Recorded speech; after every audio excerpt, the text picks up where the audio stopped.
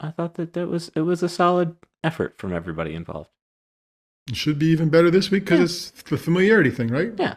Um, I think one of the things that they've done that has been helpful is they've been inviting, and I guess they're not as like they're though Brad and Gary are relatively unbiased to the moment, and that's gonna push me to a rough segue of I think this is a pretty important moment in Penn State's season because this feels like a trickier game or the last tricky game um, that you kind of have to just take care of. I think is the best way to do that.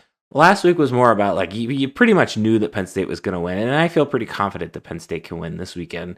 Um, but it's also like 2019 lingers in people's heads. I guess even if you want to go there, 1999 can linger in people's heads, even if those are, well, I guess it's two of the same coaches, at least for that 2019 game. I just want to continue to see Penn State come in with the confidence they have. Maybe not cockiness, and I'm not saying there's any of that, but kind of just, you said workman like earlier, go back to that and like stay with that because I think that's what's working for them.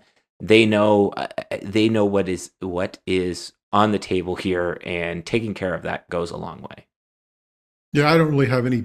I hear you, understand. I just don't have any doubt that they're going to do that. I think this is they've won the games they're supposed to do. Typically, this is not some sleepy noon, 11 a.m. start that people worry about.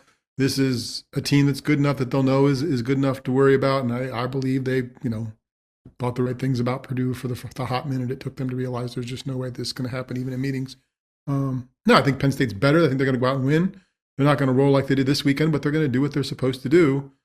So I guess I'd be very surprised if they struggled. Sure. I just would at this point.